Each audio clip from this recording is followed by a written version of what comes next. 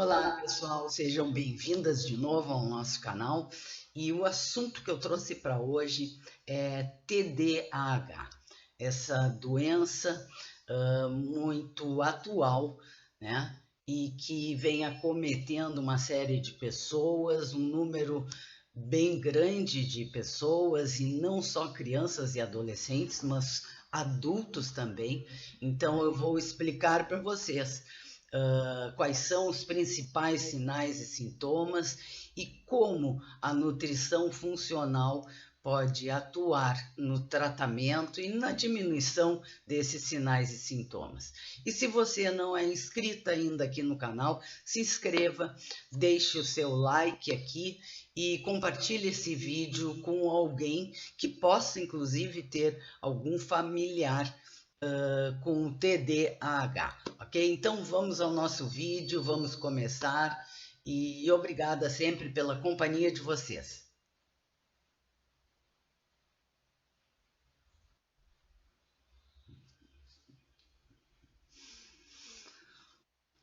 Pessoal, eu não sou médica nem psiquiatra, vocês sabem que eu sou nutricionista, né? E é importante nós tocar nesse assunto, conversarmos sobre a TDAH, porque a nutrição é coadjuvante no tratamento junto com uma equipe multidisciplinar. Mas vamos começar. O que vem a ser TDAH? É uma sigla, é a sigla de transtorno de déficit de atenção e hiperatividade. E esse transtorno, como eu já falei no início, ele não acomete somente crianças, mas também adolescentes e adultos. E as manifestações se dão por alguns sinais e sintomas muito intensos. E eu aqui vou falar um pouco sobre eles, porque esses sinais e sintomas, inclusive, trazem ao indivíduo, ao paciente, comprometimento, sejam eles comprometimento social, comprometimento na questão do aprendizado e até mesmo comprometimento relacional. E o diagnóstico é dado, obviamente, pelo médico neurologista ou pelo psiquiatra, enfim, e não é um diagnóstico resultante, por exemplo, de um exame de sangue laboratorial e nem de exames de imagem. O diagnóstico é feito mediante uma série de resultados clínicos, de avaliações que o profissional faz, ou seja, através de perguntas, de aplicação de questionários, ou até mesmo um médico solicita à pessoa algumas tarefas, né, para chegar ao diagnóstico. Esse diagnóstico ele não é simplista, porque o indivíduo pode não necessariamente apresentar a doença, mas ele pode, por exemplo, ter um quadro de neuroinflamação ou até mesmo um quadro de desbiose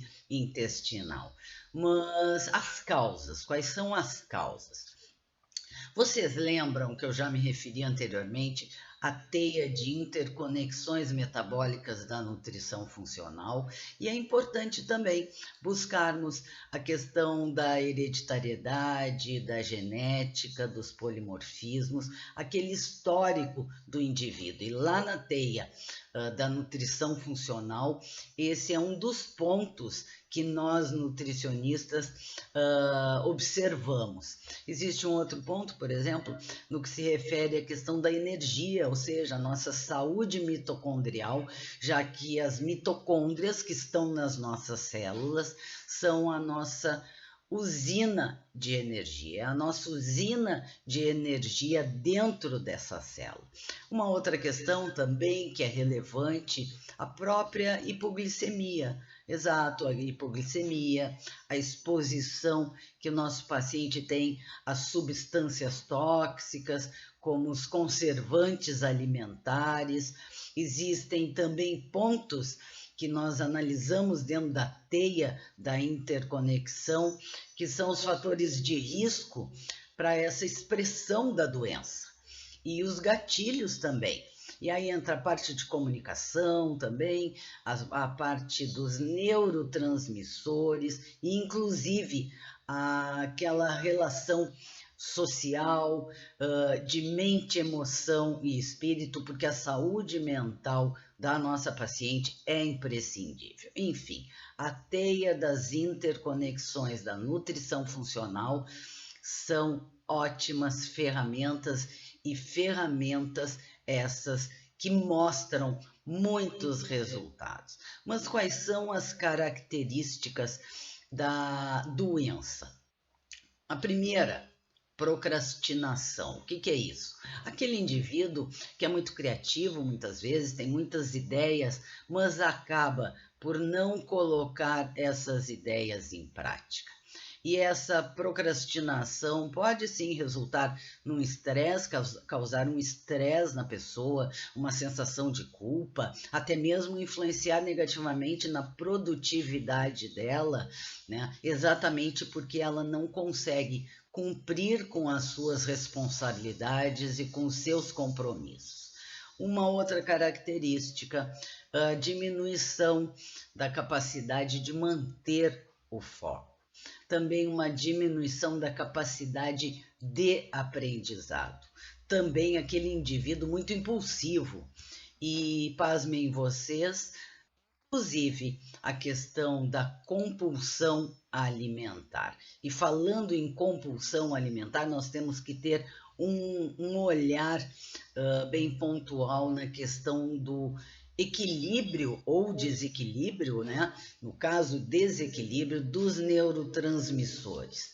E um deles importante, que normalmente no indivíduo com TDAH encontra-se sim em níveis baixos, que é a dopamina, né? E nós sabemos que a dopamina é extremamente importante, que ela influencia nas nossas emoções, influencia na questão do aprendizado, no nosso humor, na nossa atenção, e também nos dá aquela vontade, aquela busca em termos prazer.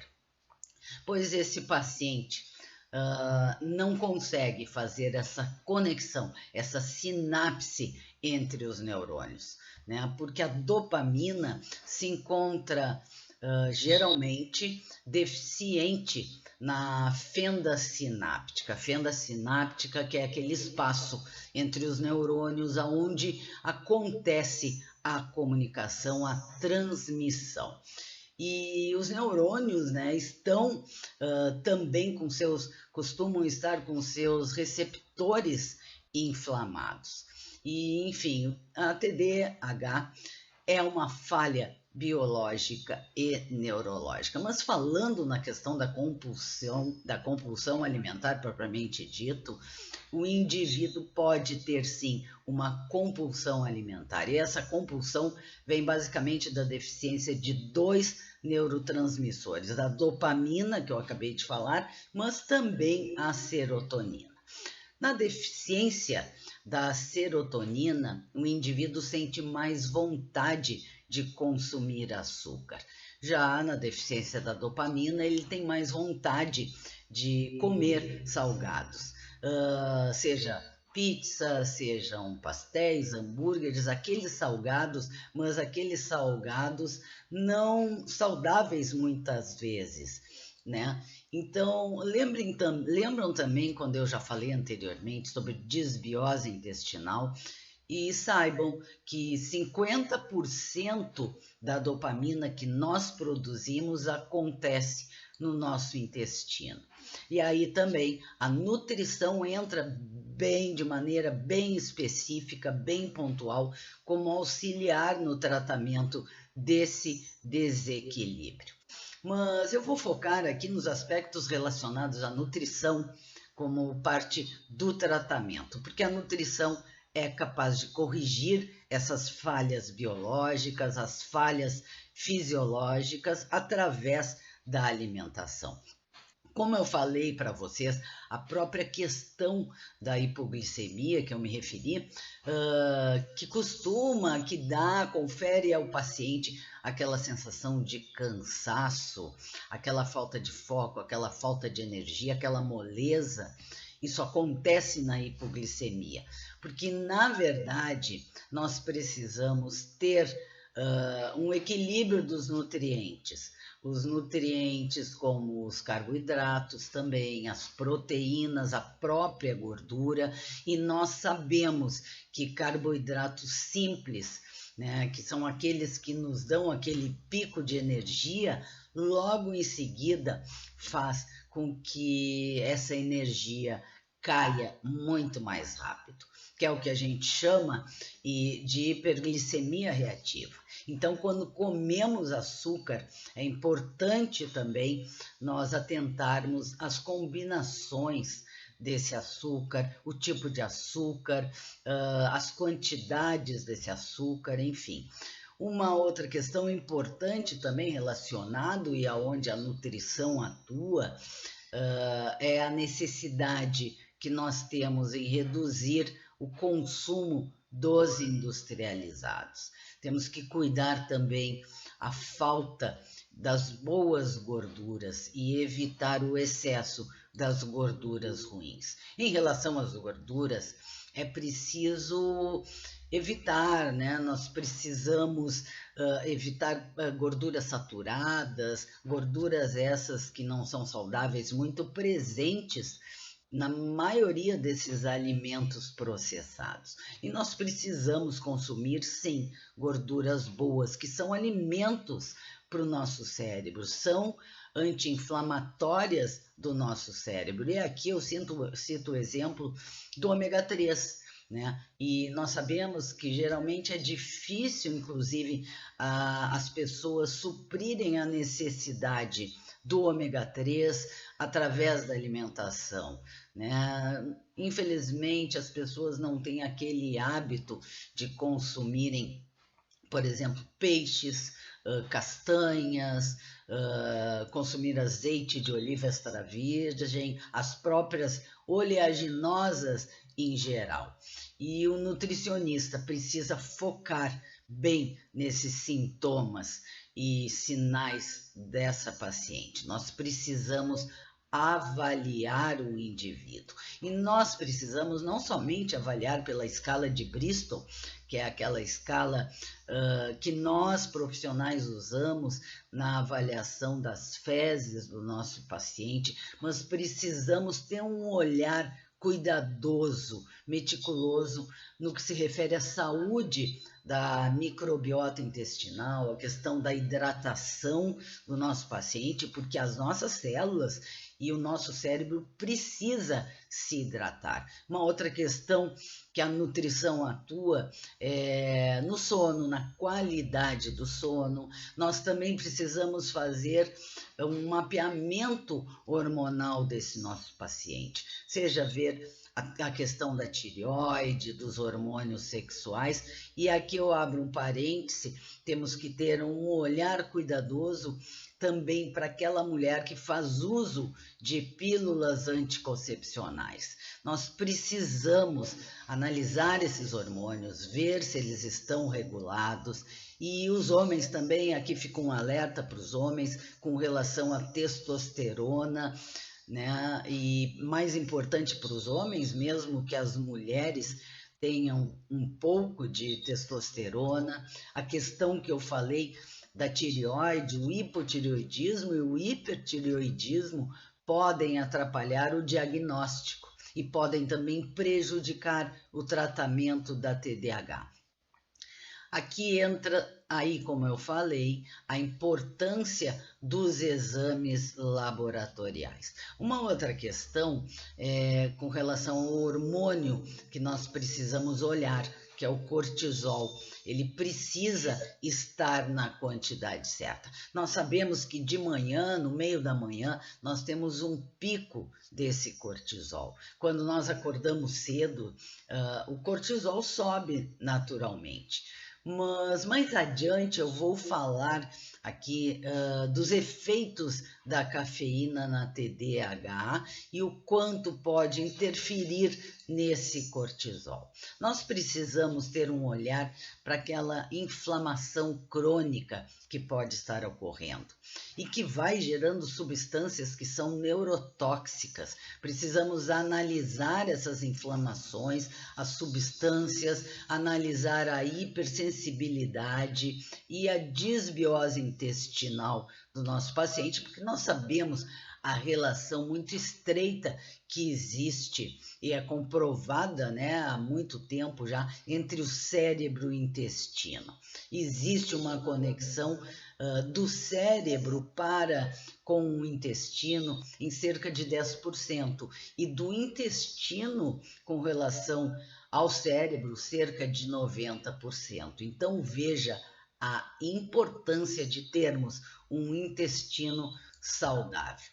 Nós precisamos também relacionar as questões alérgicas, porque muitos estudos, inclusive referem a TDAH com alergia e, inclusive, também com o autismo. Com relação específica à alimentação, nós temos que evitar alimentos inflamatórios, temos que diminuir o máximo que nós pudermos o consumo de farináceos, de açúcares, alimentos, produtos lácteos, alimentos processados. E essa exposição, pessoal, esse consumo de substâncias tóxicas, como esses conservantes que nós encontramos, e o glutamato é muito importante, muito comum, que é um aditivo alimentar. Nós temos que cuidar isso. Nós temos que também evitar bebidas alcoólicas, evitar estimulantes como a cafeína, evitar os alimentos alergênicos, enfim. Eu aqui quero abrir um parênteses da importância e dos malefícios desse glutamato monossódico que nós encontramos nesses alimentos industrializados, nesses alimentos processados. Esse glutamato monossódico, ele é um neurotóxico excitatório. E ele está presente, sim, naquele salgadinho, nos próprios temperos que a dona de casa muitas vezes usa no preparo das refeições da família. Enfim, existe uma questão a ser analisada, a ser corrigida, que é essa alimentação ocidental que nós temos. Claro que a isso nós aliamos a questão de sedentarismo, que gera todo esse processo inflamatório. Um outro ponto importante é que normalmente nós orientamos o nosso paciente para que ele não venha a ter intervalos muito longos entre as refeições, mas aí é o seu nutricionista que vai explicar como isso funciona mais especificamente. E essa inflamação é a grande preocupação, pessoal, tanto essa inflamação causada pelos agentes externos como pelos internos. Por isso que o tratamento ideal para a doença é uma equipe multidisciplinar, formada por médicos, por psicólogos, nutricionistas, fonoterapeutas, enfim. O médico, obviamente, vai fazer uso da medicação e as mais usadas, eu posso dizer aqui para vocês, são a Ritalina e o Venvance, né? Que suprimem e diminuem os sintomas.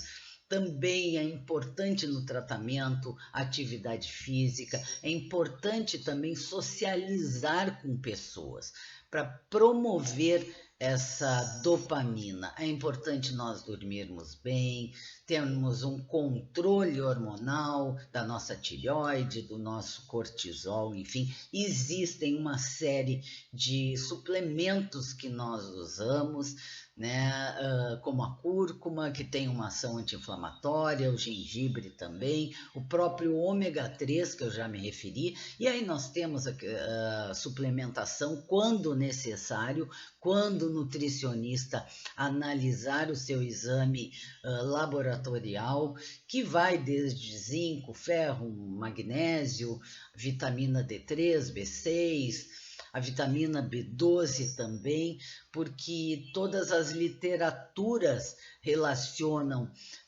essas deficiências. E aí nós temos também alguns aminoácidos, como o 5-hidroxitriptofano, como a L-tirosina, a própria colina, que é muito importante para o nosso funcionamento cerebral.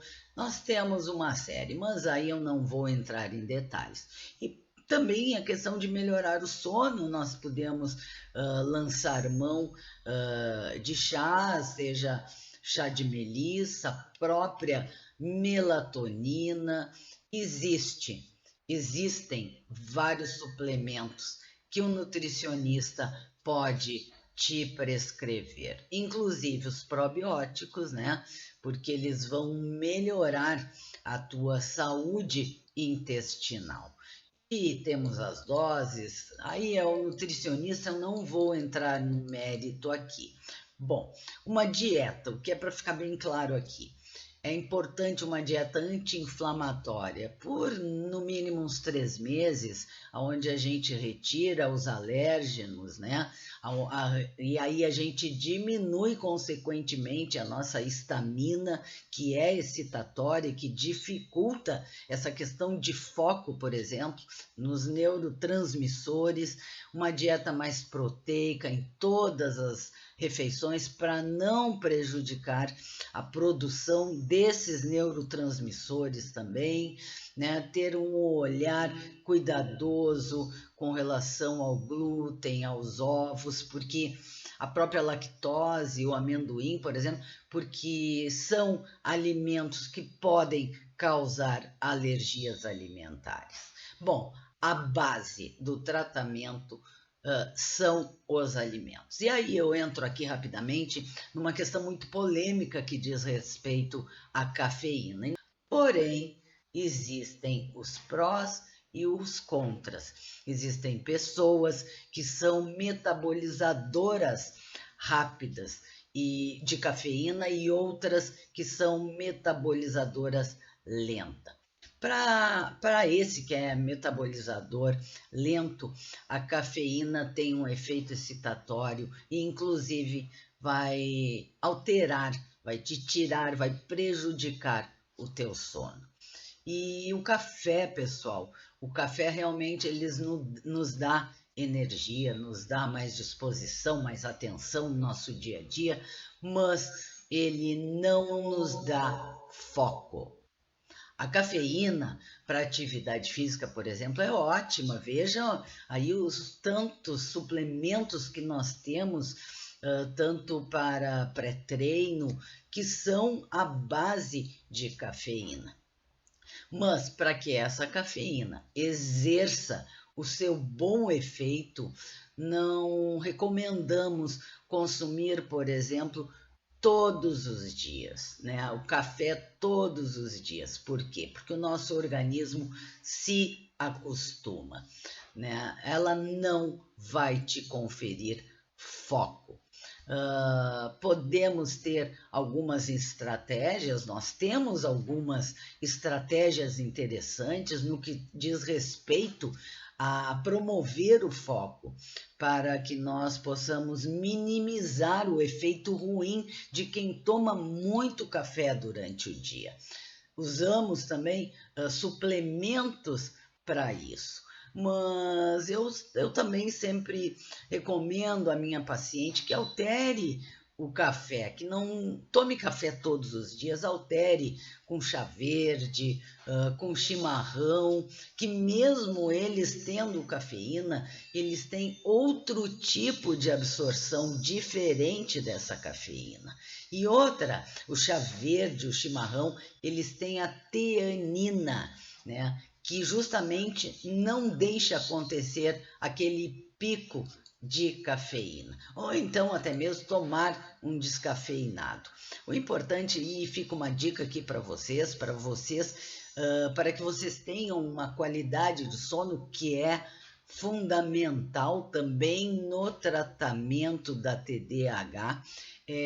Se você toma café ao longo do dia, mais especificamente quando chegar assim pela tarde, lá pelo final da tarde, quando o nosso cortisol precisa começar a baixar, a diminuir, para que nós tenhamos nesse início de noite, fim de dia, níveis mais baixos, e nós não podemos, não devemos provocar essa excitação.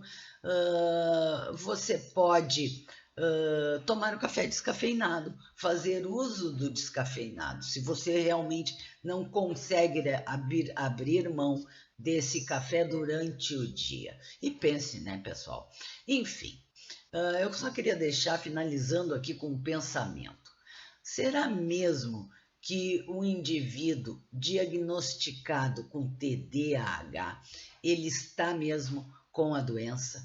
Pelas limitações orgânicas que ele tem, porque talvez ele esteja enfrentando limitações que, se resolvidas, podem fazer com que ele não precise tomar a medicação, o medicamento para o resto da vida. Eu não estou aqui me referindo, eu não estou indo contra os medicamentos, não confundam as coisas, mas veja comigo, como o diagnóstico é meio difícil, como existem situações que podem mascarar esse diagnóstico, é bom analisarmos bem, é bom procurarmos aquele profissional que tem experiência, que trabalha bem especificamente com a questão dos sinais e sintomas do TDAH, né? Aquele profissional que vai ter um olhar mais cuidadoso e mais assertivo na questão da sua saúde, dos neurotransmissores, a questão da sua saúde gastrointestinal, vai olhar bem os seus hormônios, enfim. São vários os pontos a serem observados, né? E a partir desses pontos, nós organizamos todo um tratamento, e a alimentação é fundamental, pessoal. Então fica aqui o meu alerta para vocês, né? Procure um bom profissional, um profissional que realmente entenda, um profissional que pode te ajudar, seja médico, nutricionista, psiquiatra, enfim. Precisamos ter um olhar, e eu aqui me refiro, puxando já a sardinha para minha área de atuação, ter um olhar mais funcional, mais completo de todos os sistemas, de todos os órgãos que compõem o nosso corpo, ok? Ficamos por aqui, agradeço a companhia de vocês e até um próximo vídeo. Obrigada!